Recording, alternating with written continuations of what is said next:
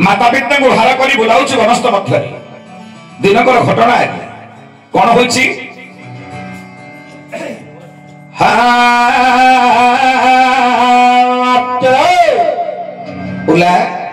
गोटे वृक्ष मूल बसाई देला माता पिता को। अच्छा श्रवण कुमार चली जाऊँ जल आने उलारे श्रवण कुमार जाति कौन जान कौन आम समस्ते ब्राह्मण बोली कहूचे ना शूद्र मुनिषी जाति शूद्र ब्राह्मण नुहंती बोला जिते वनस्तर शूद्र माने बुलंती तांकर आयुध कौन थिला जानिछु से समय रे गोटे बाटुली होतुले श्रवण कुमार निज पिता माता को रक्षा करने उद्देश्य रे गोटे बाटुली धरिथिले एठी। अच्छा अच्छा आ गोटे मुड़ी रे गोटे गुड़ी थिला गोटे मुड़ी रे गोटे गुड़ी थिला बाटुलीटा एटा अंटारे खुंची थिले। अच्छा पिता माता को तृषातुर छाड़ी जाउछनी जल आनिबा पई श्रवण कुमार। अच्छा अच्छा हेले जल काई आनिबा को गला रे बाल्टी रे आनियो नारे गोटिए लाऊ तुमको धरिला गोटिए लाऊ तुमको धरिला जल आनिबा को श्रवण रे रोला सुनंदु आगे मोर बंदी धरण सुनंदु आगे मोर बंदी धरण चलोणुची श्रवण ये कहूरा अरे लाऊ तुम्हारे जोड़ो रानी नारो रे गोपाल लेखा रे करिवे आनी अरे गोपाल लेखा के आन करिवे बोला जार कपाल रे जहा लेखा थी सेटा को भोग करिया को बाध्य निश्चय जत भात ललाट पडले गीतन तत्क्रमानुसारे फल लाउ तुम्बारे धरिछु जल आनिबा पई जाउछि बापा मा तुषातुर। अच्छा जेते बेले झरणा मध्यरु जल आनुछि लाउ तुम्बारे धरि करी एमंत समय देखिले गोटे वृक्ष नाल रे पक्षी पक्षी दुजन अछन होला पक्षी पक्षी अरे पक्षी के आगो बाटुली शिकार करूथुले। अच्छा अच्छा बाटुली रे पक्षी मानको शिकार करूथुले हेले को पक्षी बसतिले नारे सरगुणा सरगुणी दोई पक्षी राणू अरे सरगुणा सरगुणी दोई पक्षी राणू बसितिले बाबू वृक्षर डाले जाई न पारिला श्रवण नंदन बाटुली रे पक्षी कुरे करिला निधन अरे बाटुली रे पक्षी को करिला निधन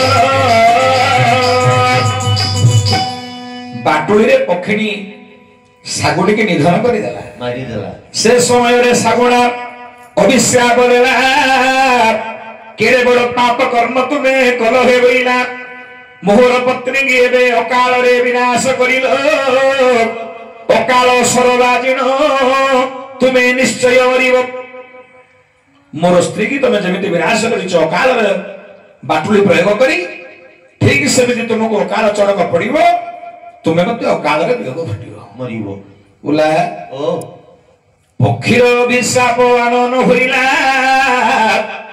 जेते बेले पुणी आउ दिन कर घटना से दिन सेरा सर जे से कथा छोरा से बोला पक्षी अभिशाप दे देला सागुणे मरी गला सागुणे अभिशाप पड़िला पड़िबा पर दिने रहिछि आज श्रवण कुमार माता पिता के जल आनिबा पई। अच्छा अच्छा शब्द सुनि देले कलकल शब्द को सुनि देले दशरथ राजा शब्द बेटी बाण प्रयोग कले श्रवण कुमार को मारी देले मारिले दशरथ शब्द बेटी बाणटा बाधिछि दशरथंकर। अच्छा अच्छा संतान को धरी जेते बेले सुख सुख अवस्था श्रवण कुमार को धरी अंधमुनि निकट में प्रवेश हेले दशरथ अच्छा से अंधमुनि अभिशाप देला पूर्वरु श्रवण कुमार सुख सुख अवस्था कहूछि बापा एथिरे दशरथंकर किछि भूल नथिला एथि पूर्वरु मत अभिशाप मिलिथिला अकाल रे सर आसीबो बाजिबो तुमे मृत्यु हेबो मु पूर्वरु गोटे पक्षिणी की विनाश करिथिली से पक्षीर अभिशाप रे मोर आज अकाल मृत्यु हैला ଏଠି ଦଶରଥଙ୍କ କିଛି ଭୁଲ ନାହିଁ। ଦୋଷ ନାହିଁ। ଶ୍ରବଣ କୁମାର ନିଜେ କହିଥିଲେ ବାପା को ପିତାମ୍ଭ ମୁନି। अच्छा अच्छा ଏ ହେଉଛି ତାର ଜ୍ୱଳନ୍ତ ପ୍ରକୃତ ପ୍ରମାଣ। ଉପସ୍ଥିତ ମୋର ବିଜ୍ଞ ବନ୍ଧୁ ଓଲା ओ ଏ 7 ଜଣଙ୍କର ମୁଁ ଯଦି ଅଭିଶାପ ଗୁଡାକ ଗୋଟେ ଗୋଟେ ଗୋଟେ ଗୋଟେ କହିବି ଆଜ୍ଞା କାଲି ରାତି 10ଟା ପର୍ଯ୍ୟନ୍ତ ମୋ ନାଟ ସରିବ। କାହିଁକି 7 ଜଣଙ୍କର ଅଭିଶାପ ମତେ ସମାଧାନ କରିବାକୁ ହବ। ତେଣୁ ଜଣଙ୍କର କଲି ଆଉ ଜଣଙ୍କର କରିଦେବି କୈକେୟୀଙ୍କର। କୌଶଲ୍ୟାଙ୍କର ହେଲା କୈକେୟୀଙ୍କର ପ୍ରଶ୍ନ ରହିଲା। अच्छा अच्छा କୈକେୟୀ କଣ ପ୍ରଶ୍ନ କଲେ? से कौन कले ବିରାଟ ବଡ଼ ସଭା ବସିଛି। କୈକେୟୀ କହିଲେ ହେ ରାମ राम ମତେ ଜଗତ ନିନ୍ଦା କଲା। କହିଲା କୈକେୟୀ ଯୋଗୁଁ ରାମଚନ୍ଦ୍ର ଗଲେ ଘୋର ବନ। ମତେ ସାବତ ମା ବୋଲି ଜଗତ ନିନ୍ଦା କରୁଛି। ମୁଁ ସେଦିନ ଠାରୁ ଦାଣ୍ଡକୁ ଆଉ ବାହାରୁନି। ଘରେ ମରୁଛି। ସମସ୍ତଙ୍କର କଥାବାର୍ତ୍ତା ଟାହିଟା ପରା ମୁଁ ସମ୍ଭାଳି ପାରୁନି। ରାମ ଆଜି ଏତେ ବଡ଼ ସଭା ବସିଛି ତୁମେ କୁହ ତୁମେ ଯୋଉ ବନବାସକୁ ଗଲ ଏଥିପାଇଁ ଦାୟୀ କିଏ?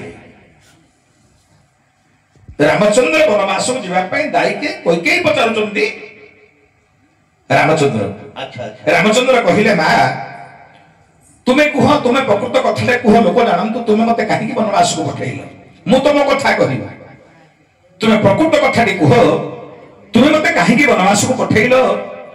ପ୍ରକୃତ କାରଣ କଣ ତୁମେ ମତେ 14 ବର୍ଷ ବନବାସକୁ ପଠେଇବା? पठेबार कारण कौन ସେତେବେଳେ କୈକେୟୀ କହୁଛନ୍ତି ଦିନକର ଘଟଣା କଣ ହେଲା ରେ? कौन होइछि ଆରେ କାଲି ରାମଚନ୍ଦ୍ର ରାଜା ହେବେ ଜଗତ ଜାଣିଲା କାଲି ହେବେ ରାମଚନ୍ଦ୍ର ରାଜା। राति पाइले राजा हेबे କୈକେୟୀ କହୁଛନ୍ତି ଏତେ ବଡ଼ ସମାଜରେ ଲକ୍ଷ ଲକ୍ଷ ଜନତା ଅଛନ୍ତି। କୈକେୟୀ କହିଲେ ରାମ ଯେତେବେଳେ ମୁଁ ଶୁଣିଲି ତୁମେ ରାଜା ହେବ ବହୁତ ମୁଁ ଆନନ୍ଦିତ ହେଲି। अच्छा କାହିଁକି ରାମଚନ୍ଦ୍ରକୁ କିଏ ଶ୍ରଦ୍ଧା କରୁଥିଲା ସେ ହେଉଛନ୍ତି ଅଧିକ କୈକେୟୀ। କୈକେୟୀଙ୍କ ଭଳି କିଏ ସ୍ନେହ କରୁନଥିଲା ରାମଚନ୍ଦ୍ରଙ୍କୁ। ଓଲା ओ ସେତେବେଳେ କୈକେୟୀ କହିଲେ ଅତି ସ୍ନେହରେ ଅତି ଶ୍ରଦ୍ଧାରେ ମୁଁ ଅତି ଆନନ୍ଦରେ ମୋର ସ୍ୱାମୀ ଦଶରଥଙ୍କ ସହିତ ମୁଁ ବୁଲୁଥିଲି ବନସ୍ତ ମଧ୍ୟରେ अच्छा ପୁଷ୍ପ ଉଦ୍ୟାନରେ ବୁଲୁଥିଲି। ଏବଂ ତ ସମୟରେ ଗୋଟେ ଚୁତ ବୃକ୍ଷ ମୂଳରେ ମୁଁ ଆଶ୍ରୟ ଥିଲି। बोले सेटा की गछ ଖରାବେଳ ସମୟ ଚୁତ ବୋଇଲେ ଆମ ବୃକ୍ଷର ମୂଳରେ ମୋ ସ୍ୱାମୀଙ୍କ ସହିତ ଆମେ ବିଶ୍ରାମ କରିଥିଲୁ। बसिथिलु ମୋହର ଜାନୁ ଉପରେ ମସ୍ତକ ରଖି ମୋର ସ୍ୱାମୀ ଦଶରଥ ଶୟନ କରିଥିଲେ। ଏବଂ ତ ସମୟରେ କଣ ହେଇଛି ଶୁଣ ରାମ कौन होइछि ଶୁଣନ୍ତୁ ହେ ମୋର ଅଯୋଧ୍ୟାବାସୀ ଗଣ ଇଏ ସମୟରେ କଣ ହେଲା? कौन होइछि ଓଲା ओ ମୁଁ ଆଉ ଟିକେ ଆଗକୁ ଯିବି। अच्छा ମୁଁ ଆଉ ଟିକେ ଆଗକୁ ଯିବି। କୌଶଲ୍ୟା କୈକେୟୀ କହୁଛନ୍ତି ସମସ୍ତଙ୍କ ଆଗରେ अच्छा ଆ ପୂର୍ବରୁ ଆହୁରି ଗୋଟେ ଗୋପନ କଥା ରହିଛି। ଆଉ ଗୋଟେ କଣ ରାମଚନ୍ଦ୍ର ରାଜା ହେବେ ଇନ୍ଦ୍ର ଦେବତା ବସିଛନ୍ତି ଉର୍ବଶୀ ନୃତ୍ୟ କରୁଛି। ନାରଦ ପହଞ୍ଚିଗଲେ ଇନ୍ଦ୍ରଙ୍କ ନିକଟରେ। ଇନ୍ଦ୍ରକୁ ପଚାରୁଛନ୍ତି ନାରଦ ଇନ୍ଦ୍ର କାଲିକି ରାମ ରାଜା ହେବେ ତମେ ଜାଣିଛ ନା? ହଁ ବହୁତ ଆନନ୍ଦ ଆମେ ରାମ ପରା ରାଜା ହେବେ ଆମର ଭଗବାନ ସିଏ। ନାରଦ ମହାମୁନି କହିଲେ ତମର ମସ୍ତିଷ୍କ ଭ୍ରମ ହେଲାଣି। କାଲି ଯଦି ରାମ ପୁଣି ହୋଇବେ ରାଜନ ନିଶ୍ଚୟ 7 ଦିନେ ତାଙ୍କର ହୋଇବ ମରଣ। ମରଣ ରାମ ଯଦି କାଲିକି ରାଜା ହେଇଯିବେ 6 ଦିନ ଭିତରେ ମରିଯିବେ। ମରିବେ ଆଶ୍ଚର୍ଯ୍ୟ ହେଇଗଲେ ଇନ୍ଦ୍ର କହିଲେ ରାମ ମରିଯିବେ ନା? ନା କାହିଁକି? ଶନି ମହାଦଶା ଅଯୋଧ୍ୟାକୁ ପଡ଼ିଛି ବହନ ନିଶ୍ଚୟ ଶନି ମାରିବ ରାଜାକୁ ତକ୍ଷଣ। ଆଜି ରାଜା ତାକୁ ସେ ମାରିଦେବ 6 ଦିନ ଭିତରେ ସେ ମରିବ। ଏ କଥା ଶୁଣି ଇନ୍ଦ୍ର ତଟସ୍ଥ ହେଇଗଲେ କଣ କରିବା ଆମ ରାମକୁ କେମିତି ବଞ୍ଚେଇବାକୁ ପଡିବ। अच्छा अच्छा କଣ କଲେ ସେତେବେଳେ ସବୁ ଦେବତା ମାନେ कौन ସର୍ବଦେବ ଏକ ହୋଇଣ ଶିବଙ୍କ ପାଶେ ଗଲେ ଶିବଙ୍କ ନିକଟେ ଯାଇଣ ତୁହାରିକୁ କହିଲେ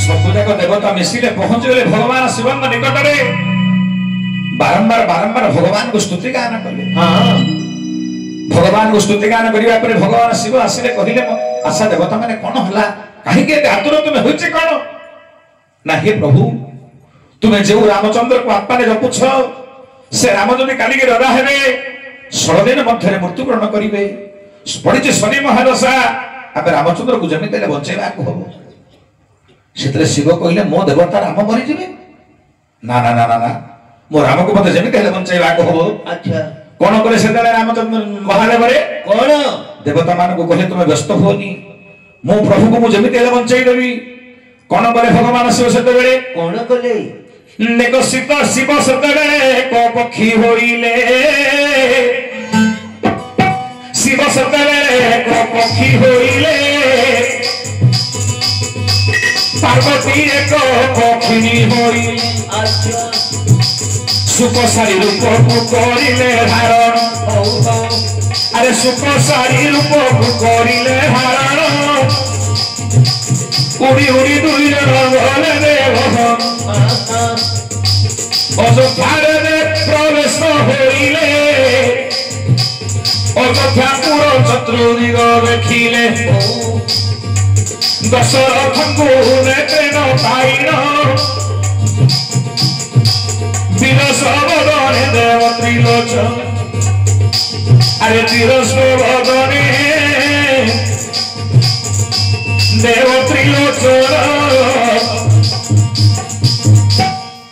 पक्षी पक्षी रूप अर्थात शोकसारी रूप धरले शिव पार्वती शोकसारी रूप धरी बुली बुली अयोध्या बुलिले अयोध्या से दशरथ को देखि पारले ना। अच्छा मन विरोशरे पुणी महादेव जानू पक्षी रूप जाई एक वृक्ष नाल रे बसी पक्षी रूप अच्छे गोटे वृक्ष नाल सुखसारी बसी से वृक्ष नाम कौन रे कौन सेई चूत वृक्ष नाल रे बसी सुखसारी दुई जन। अच्छा अच्छा जो वृक्ष मूले दशरथ एवं कैकेयी अछंती कैकेयी जान उपर दशरथ विश्राम नहीं से जगह पहुंची आज सुखसारी रूप भगवान शिव पार्वती ओला ओ ये समय रे हला कौन कौन तलंगो महादेव को नेत्र पड़ी गना दशरथ शयन करी देखिले भला। अच्छा देखिले दशरथ शयन करी जानिदेले भगवान शिव हाँ दशरथ को मो स्वप्न अवस्था कहीदेवी सब पूर्व वृत्तांत अच्छा जदि रामचंद्र राजा हे निश्चय मृत्युवरण करेंगे हे दशरथ तुम्हें जमीन हेले काली रामचंद्र को राजा पद को दियो नाही जदि रामचंद्र राजा हेबे ना निश्चय मृत्युवरण करिवे ये दशाटी 14 वर्ष पर्यंत रहिबो तो जमीन हेले मध्य तुम्हें रामचंद्र को दूर को पठाई दियो 14 वर्ष पर्यंत जमीते राज्यर पाख न मारिबो। ए कथाटा दशरथ शयन करिचंती निद्रा रे सुनिदेले कैकेयी पक्षी पक्षिणी मानकर कथाबार्ता को जानती कैकेयी जानिदेले मोर पुओ राम काली जदि राजा हर मृत्युवरण करिवो ना ना जाहेले हो पछे मो पुओ को मते बंचाइबा को होबो जेते कष्ट हेले हो मो पुओ को मते बंचाइ रखिबा को होबो। आनंदर कांदी कांदी चक्र अश्रु बहि गलित हला ए चक्र अश्रु पड़िया मात्र दशरथ चई उठिले कहले रानी तमे कांदुच कांगी दशरथ को कहउचंदी कहिके ना राजा इहु हमर आनंदर अश्रु मो पुओ रामकाली राजा हब तो तेणु करी मु आनंद क्रंदन करुछि। ए कथा सुनि दशरथ आनंद हो गले दुई जन चली गले गृह मध्य को संध्या उपगत हरानी जते बेले कहि के पहुंच गले नगर मध्य रे प्रत्येक राजा मानकर गोटे गुप्त कोठरी थाए। अच्छा से गुप्त कोठरी मध्य को चली गले कहि के कपाट बंद कर देले कपाट रुद्ध कर देले से रुद्ध कोठरी मध्य रे रहि गले एणे रामचंद्र नो पाई न जे माता कूत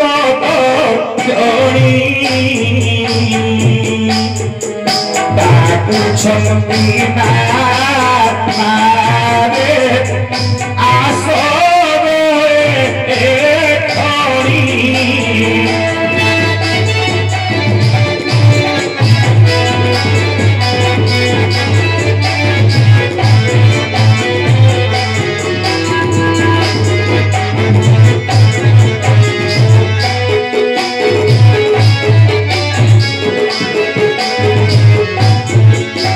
रामचंद्र आज निज माँ कैकेयी की खोजुचंती अच्छा कैकेयी की काहेकि खोजुचंती रे भगवान